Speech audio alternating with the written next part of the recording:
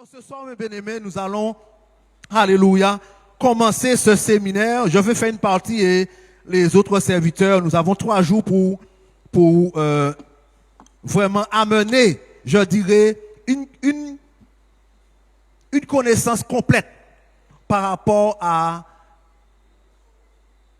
la condamnation. Amen.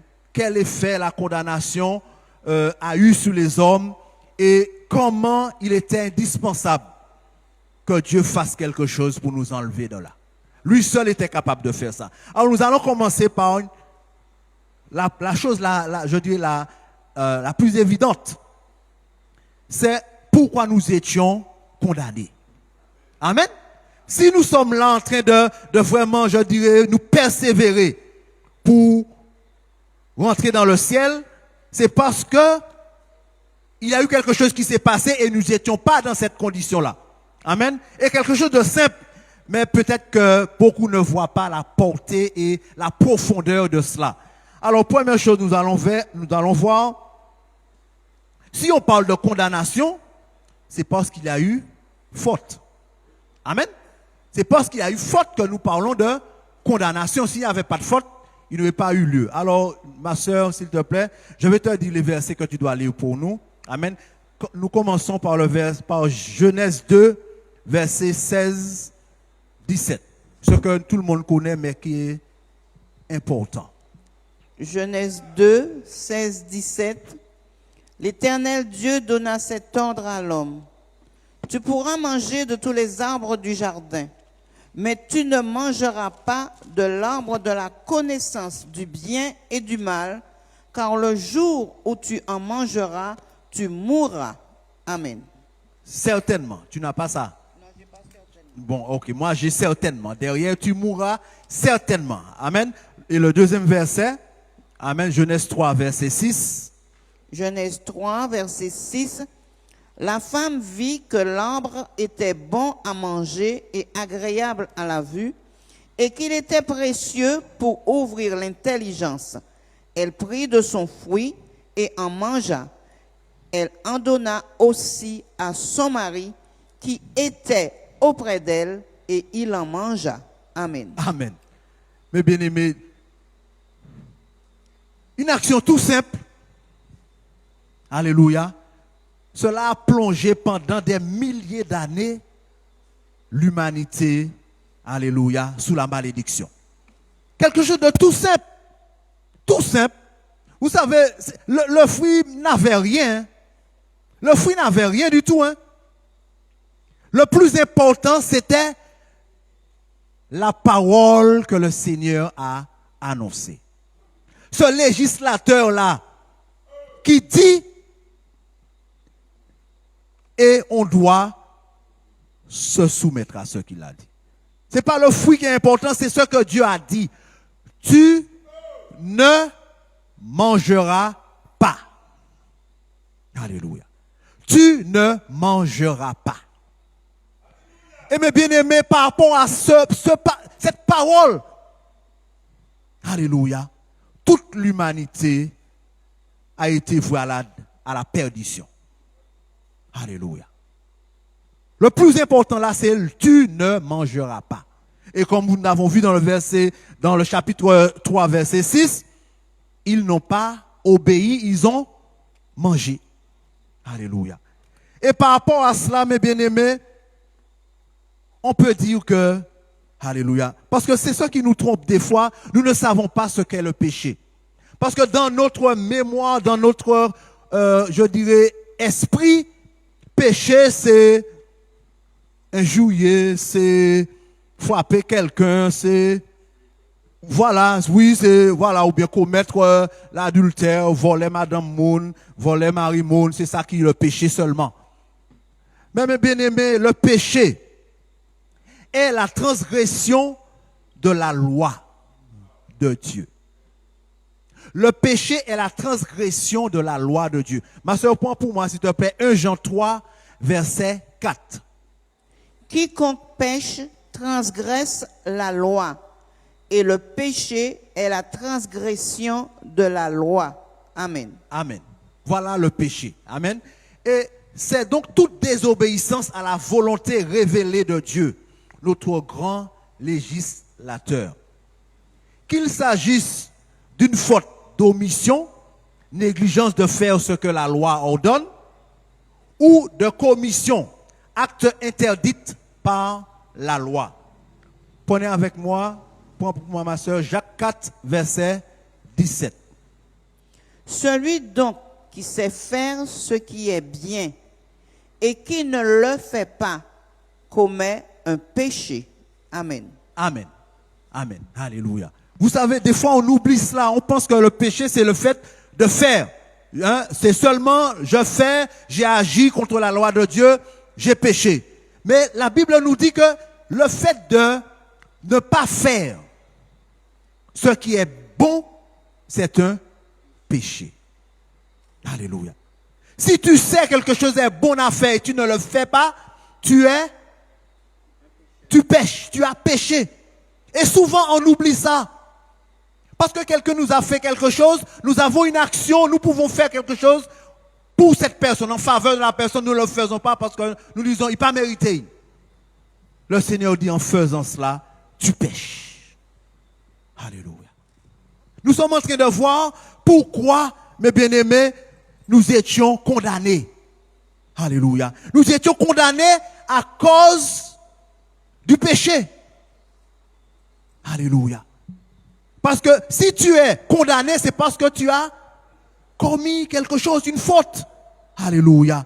Et des fois, nous pensons que, alléluia, que tout le monde n'est pas sous cette condamnation, tout le monde ne naît pas sous la condamnation. Nous pensons que les Juifs peut-être n'étaient pas sous la condamnation. Nous pensons que telle race, telle nation n'était pas sous la condamnation. Alléluia. Mais regardez ce que la Bible nous dit. L'homme a été créé à l'image de Dieu. C'est-à-dire représenter Dieu sur la terre. La chute, pardonnez-moi, la chute dans le jardin d'Éden montre que nous avons manqué le but. Amen. On peut dire que nous avons dévié de la cible. Alléluia. Et la postérité d'Adam a hérité de sa nature pécheresse. C'est-à-dire d'une perversité de pensée, de disposition, de volonté, de conscience et d'affectivité. Alléluia. Qui peut dire qu'il n'est pas descendant d'Adam? Qui peut dire sur toute la terre entière, qui peut dire je ne descends pas d'Adam? Même si tu dis que tu es descendant du singe, cela ne change rien à ce que tu sois descendant d'Adam. Parce que la Bible dit que Ève, c'est la mère de tous les vivants. Alléluia. Ève, c'est la mère de tous les vivants. Que tu sois martien, que tu sois jupitérien, je ne sais pas où tu peux être emmené dans l'univers, dès que tu es vivant, tu es descendant de Ève et d'Adam. Cela veut dire que tu as hérité de la malédiction d'Adam et Ève. Parce que nous sommes ses héritiers. Alléluia. Alors, déjà, mes bien-aimés, cela nous permet de comprendre une petite réflexion qui veut dire que les frères vont développer par la suite, que pour sortir de cette malédiction-là, il faut sortir de la descendance d'Adam et Ève. Il n'y a pas d'autre moyen. Il n'y a pas d'autres conditions. Amen. Tu peux te purifier, tu peux, entre guillemets, faire tout ce qu'il faut selon la loi de Dieu. Tu peux, bien que personne n'a réussi à le faire à part Jésus, tu peux arriver à mettre en pratique toute la loi. Tu peux arriver à le mettre en pratique. Cela ne change rien si tu ne sors pas de la descendance d'Adam et Ève, parce que si tu es toujours la descendance d'Adam et Ève, tu es sous la malédiction et rien ne peut changer ça. Rien ne peut changer ça. Tu es sous la condamnation, quelles que soient tes œuvres. Cela veut dire, c'est ce qui nous montre que même quand un enfant naît, l'enfant naît sous la malédiction parce que ce ne sont pas les œuvres. Amen. qui lui donne à être condamné ou pas, le fait qu'il soit descendant d'Adam, il est condamné. Il est condamné. C'est pour ça des fois on pense qu'un bébé, il est sauvé, dès qu'il naît, il est sauvé. C'est pas ce que dit la Bible. Hein. Ma mère m'a conçu dans le péché. Alléluia. Je suis né dans l'iniquité. Et je suis sûr que David n'est pas né au mariage. Il est né dans le mariage. Amen. On pouvait dire que ses enfants, les enfants qui naissent de lui, étaient sans péché. Mais non, il a dit que je suis né dans l'iniquité. Parce que ce ne sont pas les œuvres. Tout homme qui descend d'Adam et Ève se trouve sous la malédiction. Alléluia. Prenez avec moi un bien, mais ce que Jésus dit, des fois on pense qu'on est saint, on est pur. Regardez ce que Jésus dit dans Marc 7, versets 20 à 23. Alléluia. Marc 7, 20, 23. Il dit encore, ce qui sort de l'homme, c'est ce qui souille l'homme.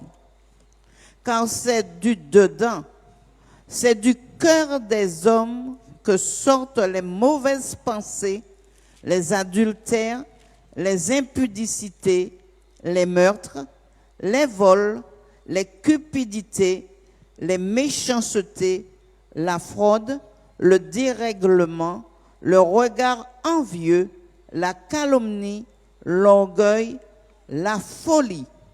Toutes ces choses mauvaises sortent du dedans et souillent l'homme. Amen. Alléluia.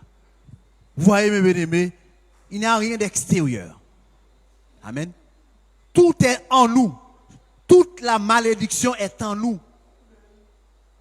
Toute la malédiction est en nous. Des fois, on est en train d'accuser le diable pour dire que c'est le diable qui a mis ça en moi. C'est le diable qui m'a donné. C'est là où je suis né. Je vivais parmi des brigands. Alors je suis devenu brigand. Non! Tout ça est en toi. Tu l'as hérité d'Adam. Nous l'avons hérité d'Adam et Ève. Et la semence est en nous. Alléluia.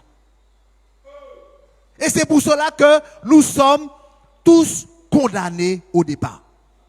Rien, personne n'a été sur une autre dispensation. Tous les hommes ont péché. Tous les hommes étaient sous la condamnation. Que ce soit juif, que ce soit grec, que ce soit Abraham, que ce soit David, que ce soit Moïse, tous les hommes naissent sous la condamnation. Alléluia. Alléluia. C'est pour cela que ceux qui n'ont pas encore fait la paix avec le Seigneur, il ne faut pas qu'ils disent que je suis saint, je suis préparé pour pouvoir rencontrer Jésus, pour entrer dans le ciel. Si tu ne fais pas ce qu'il faut, si tu ne sors pas de la postérité d'Adam et Ève, ta place ne sera jamais auprès du Seigneur. Parce que toute la postérité d'Adam et Ève, c'est l'enfer. Toute la postérité d'Adam et Ève, c'est l'enfer qui les attend. Amen. Est-ce que vous comprenez ça, bien-aimé? Il faut sortir de la postérité d'Adam et Ève pour être sauvé. Pour être enfant de Dieu. Il faut être enfant de Dieu. Il ne faut plus être de la descendance d'Adam et Ève. Si tu ne le sors pas, c'est pas Dieu qui dit que tu as marché bien, eh bien je t'accepte. Non, parce que Dieu ne peut pas revenir sur sa parole. La descendance d'Adam et Ève est maudite. Est maudite. Rien ne peut changer ça. Cette malédiction ne peut pas être changée. La seule solution, c'est de naître de nouveau. C'est de sortir de cette génération-là, de cette généalogie, enfin, je ne sais pas comment on peut le dire. Alléluia. Maintenant, mes bien-aimés, on va passer à la deuxième partie. Qu'est-ce que la condamnation? Parce que des fois, beaucoup de gens hésitent à faire le choix parce qu'ils ne savent pas. Ils ne savent pas ce qu'ils risquent s'ils restent sur la malédiction. S'ils restent sous la descendance d'Adam et Ève, ils ne savent pas ce qu'ils risquent. Parce que des fois, on leur raconte toutes sortes de théories, toutes sortes je dirais, de mensonges. Alléluia. La Bible dit, mes bien-aimés, nous sommes en train de parler de la condamnation. Qu'est-ce que c'est? Mais avant d'entrer exactement dans la condamnation, je vous dis juste ce que la Bible dit. La Bible dit que le salaire du péché, c'est la mort. Toute la descendance d'Adam et Ève, c'est la mort. Amen. Toute descendance d'Adam et Ève, c'est la mort. En plus de cela, la Bible dit, alors le salaire du péché, c'est la mort. Si vous voulez écrire, c'est Romains 6, verset 23. Et Romains 3, verset 23 dit, car tous sont péchés et sont privés de la gloire de Dieu. La descendance d'Adam et Ève ne peut pas voir la gloire de Dieu. Alléluia. Est-ce que vous comprenez, mes bien-aimés? Tout ce qui sort d'Adam et Ève est déchu, est mort. Alléluia. Regardez ce que le Seigneur nous dit, je vais le lire, ce n'est pas la peine de le prendre. Alléluia. Dans Matthieu 24, verset 21, si vous voulez écrire, il est dit, Jésus qui disait, car alors la détresse sera si grande qu'il n'y en a point eu de pareil depuis le commencement du monde jusqu'à présent et qu'il n'y en aura jamais. Alléluia. Jésus parle là, mes bien-aimés, d'un temps spécial qui est réservé, alléluia, à toute la descendance d'Adam et Ève. Et vous savez, l'homme, nous sommes en train de dire souvent, la vie en la terre raide. Beaucoup de choses se font et nous voyons que c'est dur. Les gens même disent, mais comment Dieu peut exister en laissant faire toutes sortes de choses? Parce que nous voyons tellement de malheurs, tellement de choses mauvaises arrivent aux hommes, aux enfants. Lorsque nous voyons certaines choses, cela nous arrache le cœur. Et pourtant, ce n'est rien par rapport, mes bien-aimés, à ce qui va arriver pour punir, alléluia, la génération d'Adam et Ève. Parce que la Bible dit que cette détresse n'a jamais été connue sur la terre jusqu'à présent. Il est dit que, alors que la détresse sera si grande, qu'il n'y en a point eu de pareil depuis le commencement du monde jusqu'à présent et qu'il n'y en aura jamais.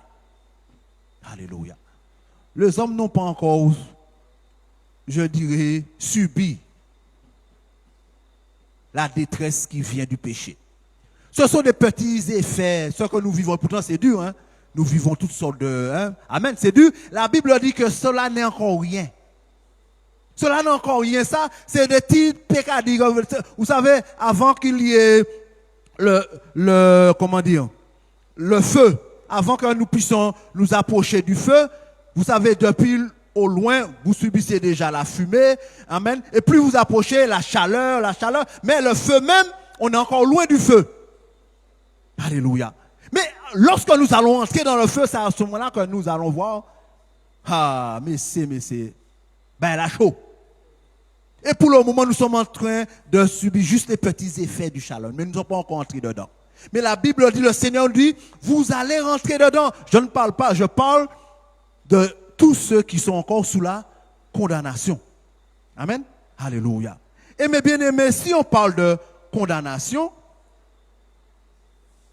condamné, il y a une peine à exécuter. Amen. Si on est condamné à une peine. Amen.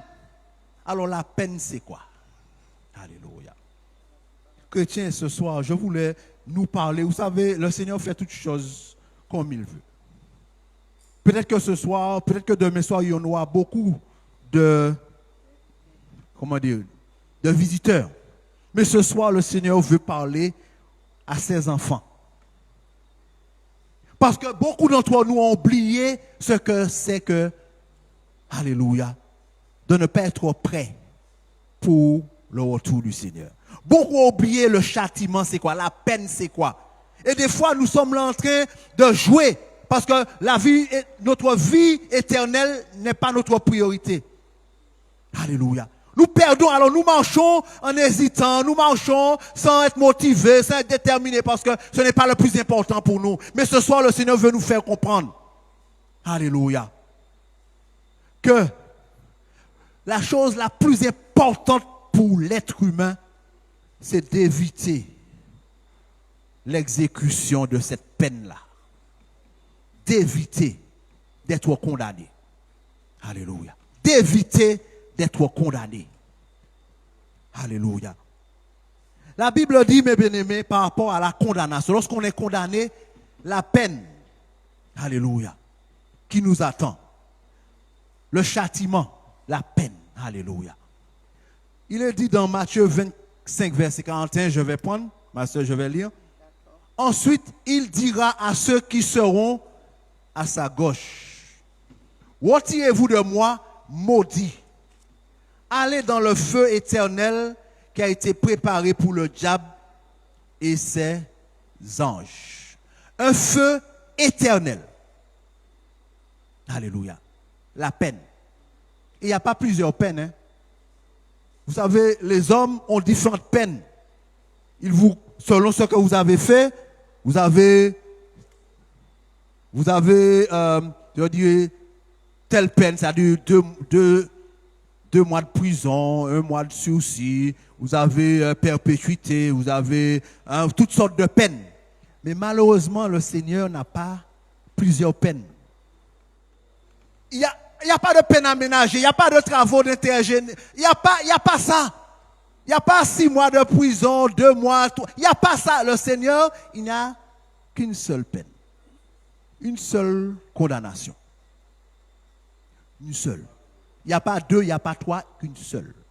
Alléluia. Et nous pouvons, mes bien-aimés, alléluia, connaître, je ne veux pas dire qu'il y a différentes condamnations, mais connaître ce que cela représente. La seule condamnation, ça peut représenter toutes sortes de choses. Pas toutes sortes de peines, une seule peine, mais qui représente toutes sortes de douleurs. Et nous voyons la première douleur, c'est cette peine-là est comme, c'est un feu éternel. Cela veut dire un feu qui ne s'éteint jamais. Alléluia. Un feu qui ne s'éteint jamais. Et nous pouvons dire que cette peine-là aussi, c'est un lieu de tourment. Amen. La seule peine représente un feu éternel. La seule peine représente un lieu de tourment. Car il est dit, je vais lire ma soeur, dans Luc 16, verset 28, c'est pour qu'il leur atteste ces choses, afin qu'ils ne viennent pas aussi dans ce lieu de tourment. C'est l'homme riche qui se trouvait dans le lieu de tourment. Il disait à Père Abraham de faire tout pour que ses frères ne puissent pas se retrouver, amen, dans ce lieu-là. Amen. C'est la peine qui représente ça. Ma soeur, prends pour moi, s'il te plaît, Matthieu 13, verset 41 à 43. Alléluia. Le Fils de l'homme enverra ses anges qui arracheront de son royaume tous les scandales et ceux qui commettent l'iniquité, et ils les jetteront dans la fournaise ardente, où il y aura des pleurs et des grincements de dents. Alors les justes resplendiront comme le soleil dans le royaume de leur Père. Que celui qui a des oreilles pour entendre, entende. Amen. Amen. Je parle de la peine. Hein. Le Seigneur n'a qu'une seule peine. Amen. La peine représente un feu éternel. La peine représente un lieu de tourment. La peine représente une fournaise ardente. La peine représente un lieu de pleurs et des grincements de dents. Alléluia. Cette peine-là représente tout cela. Et nous allons terminer enfin cette partie par ce qui est, je dirais, la fin de toute chose par rapport à cette peine. Amen. Que je fais tout pour que ce ne soit pas ma fin à moi. Amen. Je fais tout. Et en même temps, Dieu m'a donné à travailler pour que beaucoup ne puissent pas avoir cette fin-là.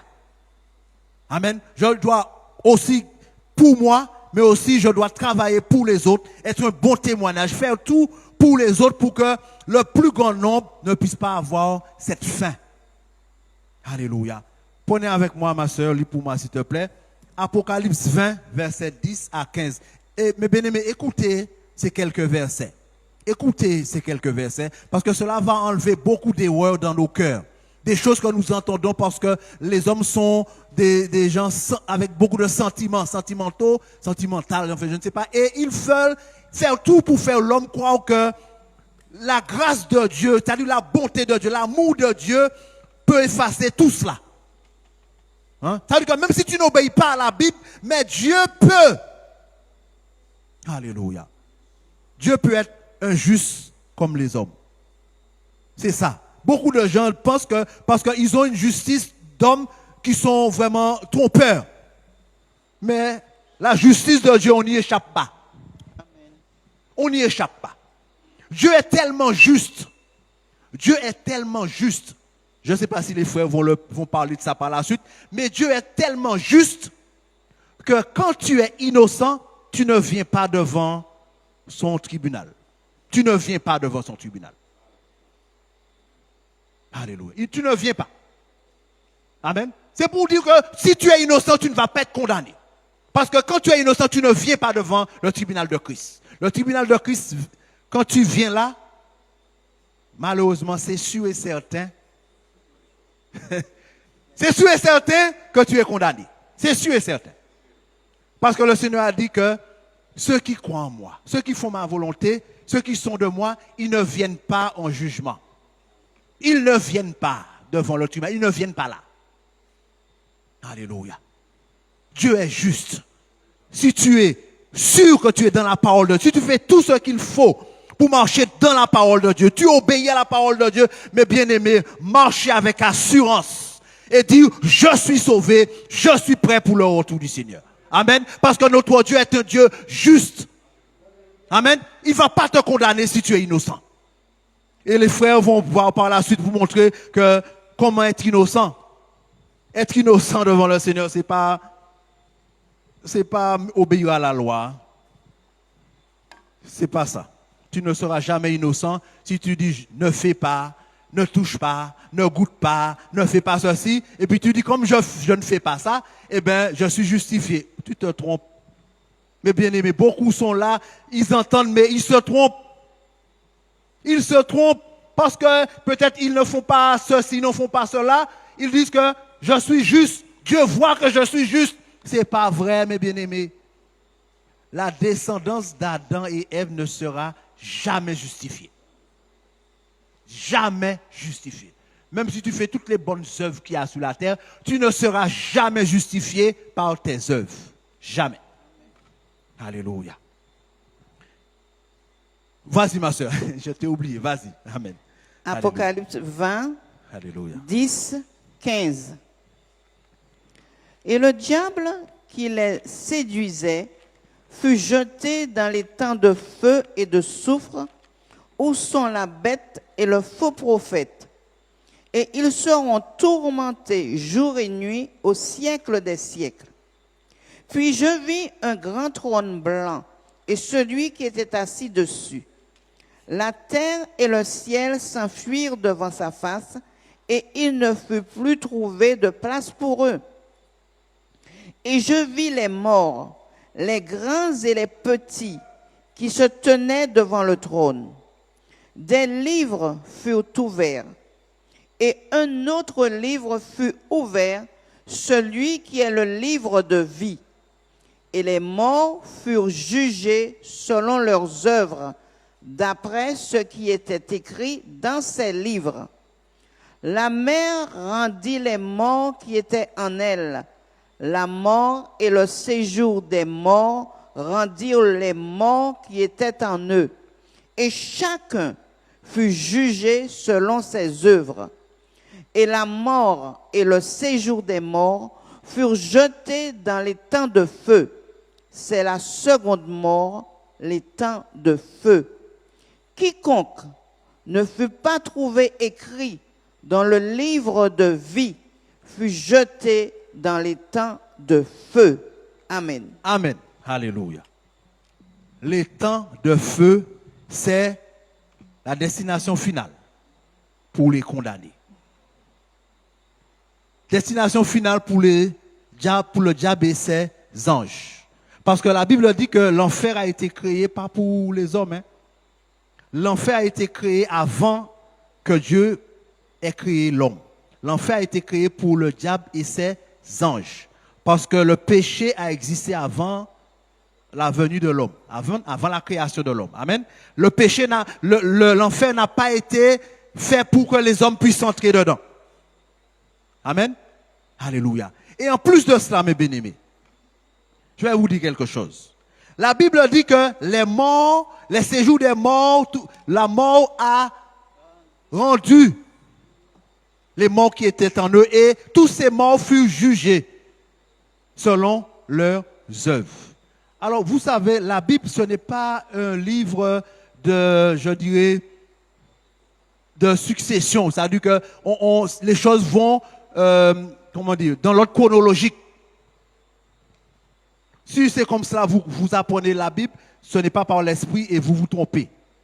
Parce que n'oublions pas que lorsque le Seigneur, avant le jugement, la Bible dit que le Seigneur, tous ceux qui meurent dans le Seigneur, iront à sa rencontre dans les airs. Amen. Les morts en Christ ressusciteront premièrement et nous les vivants qui seront ses enfants, nous allons les rencontrer. Alors s'il y a des morts qui sont restés au séjour des morts, côté aller. Pour vous, où iront-ils? Parce que s'ils appartenaient à Dieu, ils seraient ressuscités au moment où l'enlèvement. Amen. S'ils sont restés dans le séjour des morts, ça veut dire que le fait de dire qu'ils sont jugés selon leurs œuvres, ils ont déjà été jugés. Parce que s'ils sont restés au tombeau, c'est parce qu'ils ne sont pas sauvés, ils ne sont pas de Christ. Amen. Alors tous ceux qui vont se présenter devant le tribunal seront jugés et condamnés dans les temps de feu pour l'éternité. Alléluia. Parce que tous les morts en Christ sont déjà ressuscités. Alléluia. Ils sont déjà ressuscités. Amen. Ils sont déjà ressuscités. Tous ceux qui sont restés dans le tombeau, c'est pour l'enfer. Verdict final. C'est juste pour aller exécuter la peine. Alléluia. Et mes bien-aimés, la troisième partie, alléluia. Là, nous avons vu la condamnation, la peine. Il n'y a qu'une seule peine. On est condamné, mais il n'y a qu'une seule peine avec Dieu. Amen. Dieu ne juge pas les péchés selon leur de gravité. Pour le Seigneur, le péché, c'est le péché. Amen. Tu fais toutes choses bien, tu obéis, tu fais tout. Tu as ton épouse ou ton époux, tu ne regardes même pas à droite à gauche, tu es fidèle en toutes choses. Il suffit que vous menti de temps en temps, ou priez en ça. Hein? Ou priez en ça. C'est pas je fais certains puis il y a certains je néglige. Le Seigneur, mes bien-aimés, c'est une seule condamnation pour tout péché. Le salaire de tout péché, c'est la mort. Alors maintenant, mes bien, nous allons voir, alléluia, pourquoi nous ne sommes plus sous la condamnation en tant qu'enfants de Dieu. Parce que tout ce qui n'est pas enfant de Dieu est condamné. Amen. Parce qu'il n'y a que deux descendances. Descendance d'Adam ou descendance de Christ. Amen. Il n'y a que deux. Alléluia. Prenez avec moi un bien-aimé, Romains 5, versets 18 à 21. Là, nous voyons la troisième partie qui dit pourquoi nous ne sommes plus sous la condamnation en tant qu'enfants de Dieu.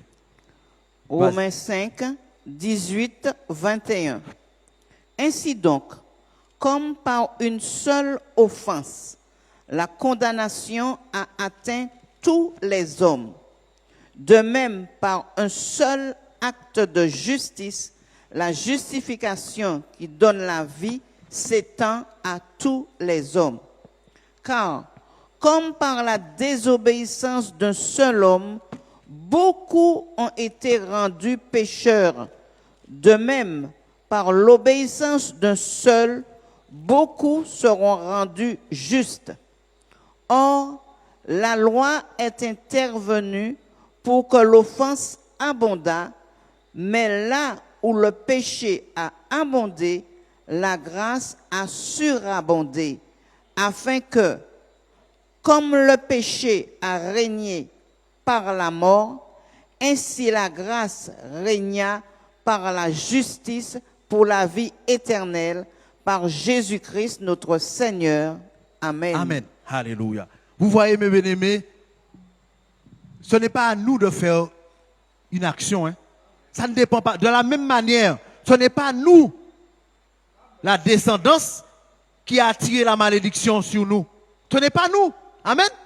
Ce n'est pas nous. Nous avons hérité de cette malédiction de la désobéissance d'Adam et Ève. De la même manière, mes bien-aimés, pour être justifiés, pour recevoir la grâce, nous ne pouvions rien faire non plus.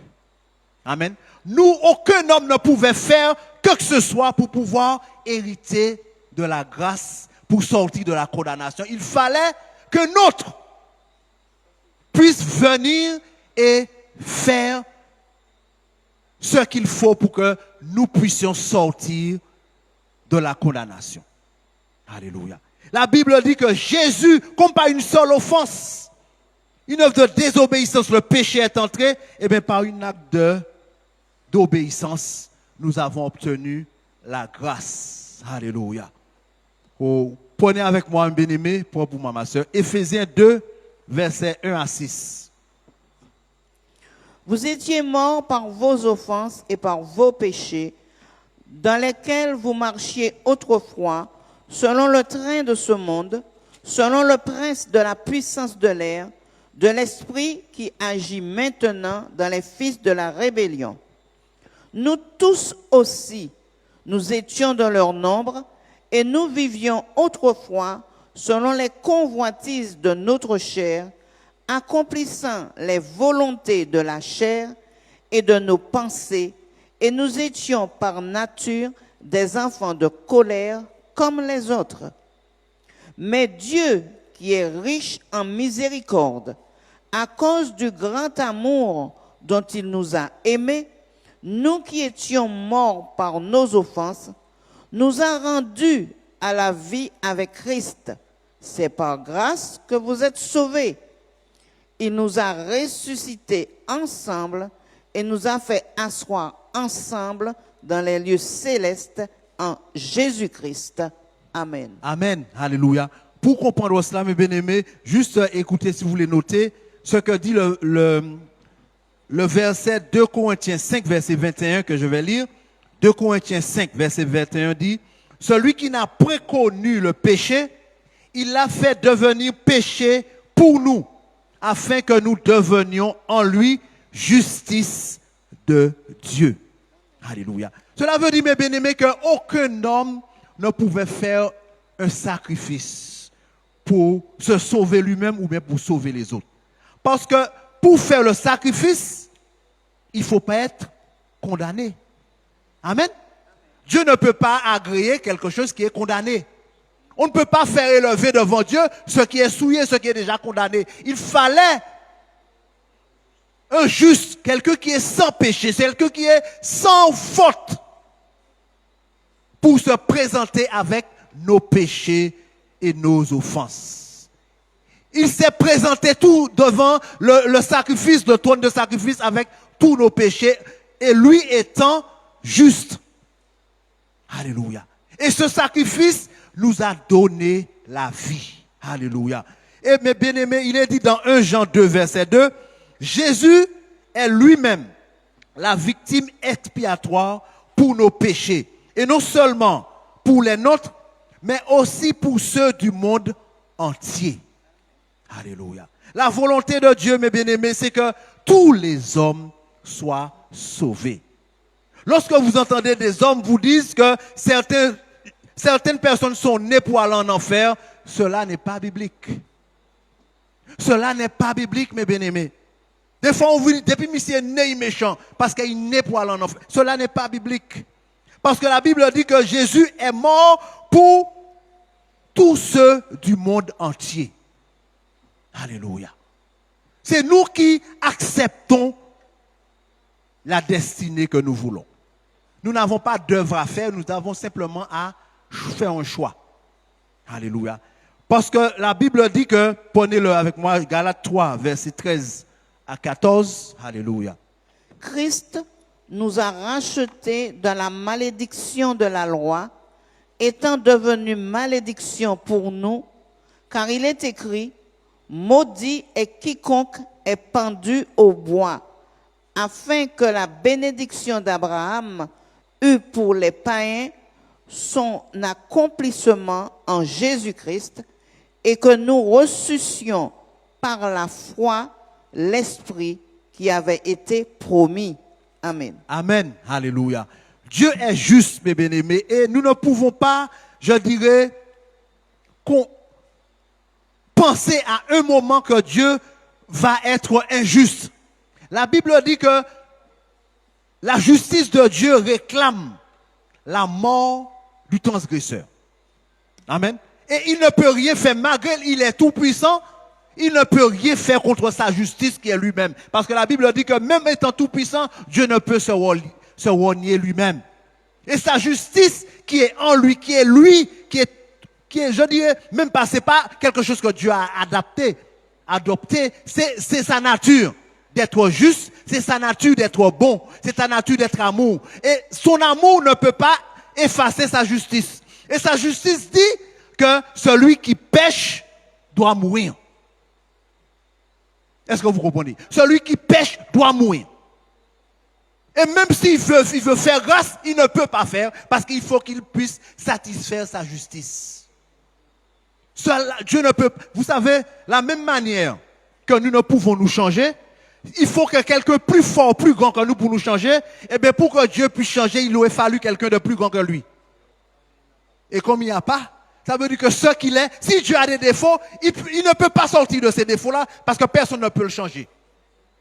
Personne ne peut le changer. Il faut que quelqu'un soit plus grand que lui pour changer. S'il fallait qu'il puisse oublier sa justice, il fallait que quelqu'un plus grand que lui puisse mettre en lui l'injustice. Mais il n'y en a pas.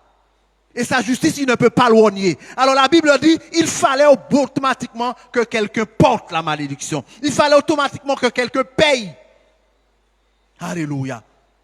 Il fallait automatiquement, puisque la Bible dit que dans Jean 1, verset 29, il est dit, le lendemain, il vit Jésus, Jean-Baptiste, il vit Jésus venant à lui et il dit, voici l'agneau de Dieu qui ôte le péché du monde. Alléluia. Voici l'agneau de Dieu qui ôte le péché. Mais vous savez, je ne suis pas là pour blâmer les gens, mais je me demande comment on peut lire la Bible et ne pas tout faire dans le nom de Jésus. Comment on peut lire? Moi, je ne sais pas comment on arrive. Hein.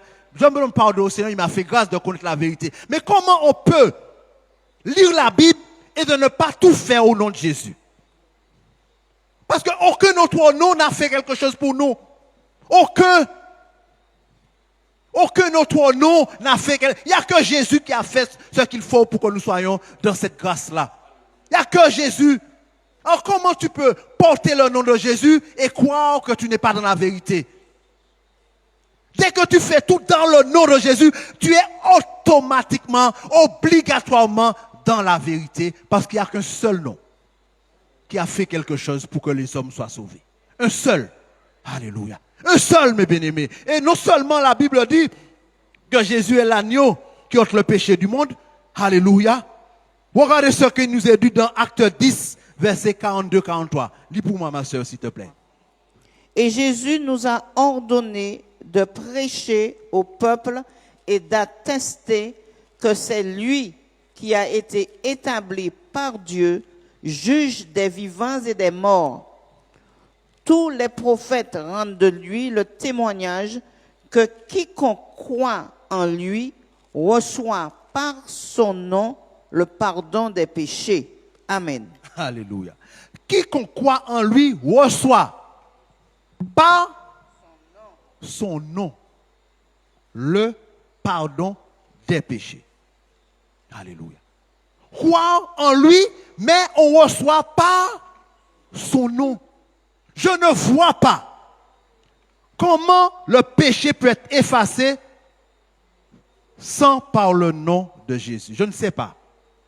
Parce qu'il n'y a aucun verset qui nous dit comment le péché peut être effacé par un autre nom. La Bible dit que si tu crois, c'est en son nom, c'est par son nom que tu recevras le pardon du péché. C'est par son nom. Alléluia. Je ne sais pas, mes bien-aimés. Je ne suis pas là pour condamner.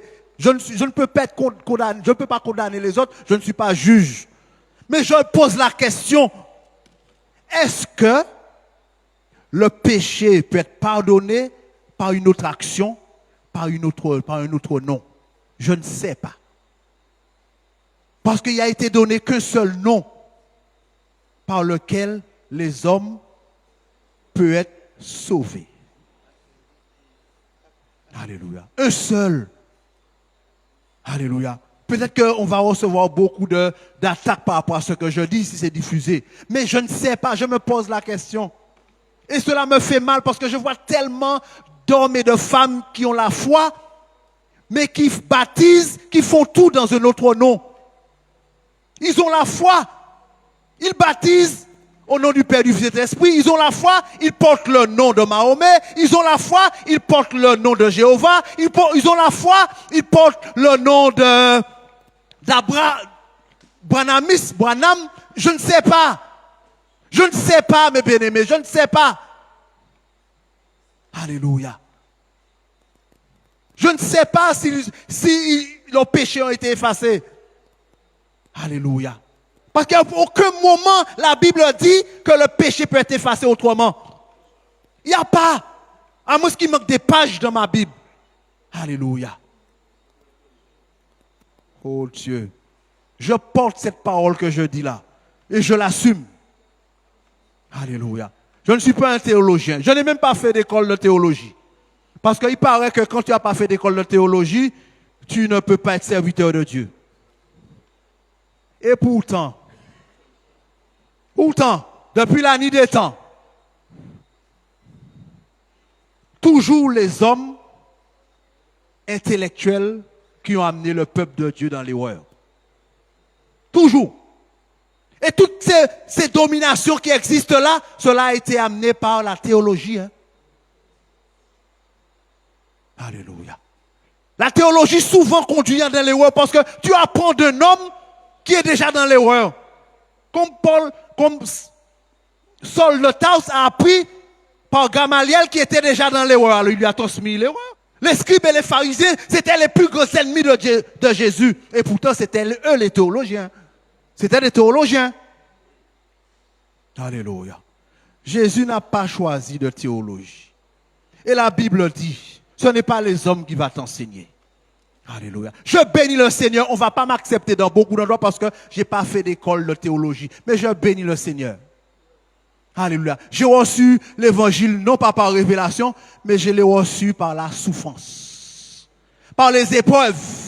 Par les nuits à crier, à souffrir. J'ai reçu l'évangile par la souffrance de Christ.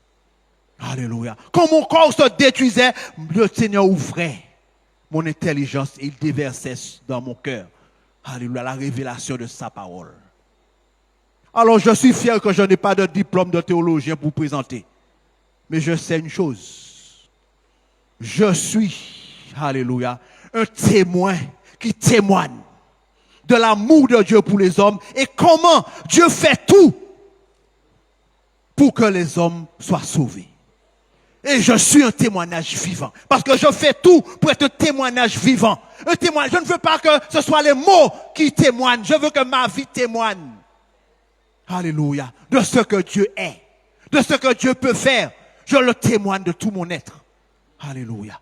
Parce que c'est notre vie. Le plus grand témoignage, c'est ta vie. Ce n'est pas les blabla, c'est ta vie. Alléluia. Mes bien-aimés, rassurons-nous, nous qui avons choisi de porter le nom de Jésus, nous ne faisons plus partie des enfants d'Adam et Ève, mais nous faisons partie des enfants de Dieu, des enfants du royaume, des enfants destinés à vivre comme des étoiles dans le ciel. Alléluia. Alléluia.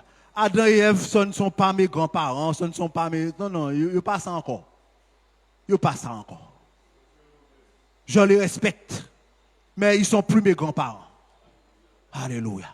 Je ne suis pas descendant d'Adam et Ève parce que si je reste descendant d'Adam et Ève, Moi fini, messieurs, moi fini. Moi fini. Alléluia. Alors tenez ce que vous avez reçu. C'est précieux. Mais bien aimé, les épreuves, c'est normal. C'est normal, toutes ces épreuves-là que nous passons, l'état de notre cœur, l'état de l'Église, c'est normal. Ne vous découragez pas parce que dans le cœur, vous avez une tristesse, vous avez vraiment reçu des coups. Ne vous découragez pas. Alléluia. Ne vous découragez pas. Alléluia. Parce que, mes bien-aimés, le plus important, c'est ton âme. On parle tellement vite. On quitte tellement vite cette terre-là. Tellement vite, mes bien-aimés. Alléluia. Et des fois, nous voulons tout abandonner pour suivre le monde. Tout abandonner pour un projet. Tout abandonner pour un homme. Tout abandonner pour une femme. Tout abandonner parce que ces enfants sont pas comme nous le voulons. Nous voulons tout abandonner. Alléluia. Vous êtes à la bonne place. Vous êtes à la bonne place, mes bien-aimés. Alléluia. Vous êtes à la bonne place.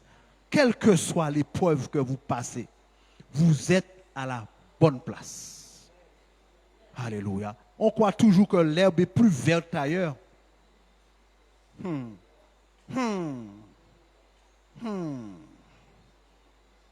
Peut-être qu'on est vert, mais il est contaminé. Il est qu'on a chose nous pas qu'à là. Qu'on a bail ou pas qu'à ouais.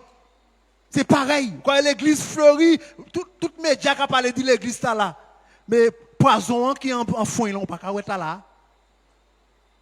C'est là où on entend dire qu'on contamine, on dit moi pas jamais fait ça, président, moi fait ça, moi fait ci, moi fait ça. Alléluia. Mes bien-aimés, gardez ce que nous avons reçu précieusement, car le jour de la récompense arrive à grands pas. Que le Seigneur nous bénisse. Merci Seigneur. Amen. Alléluia.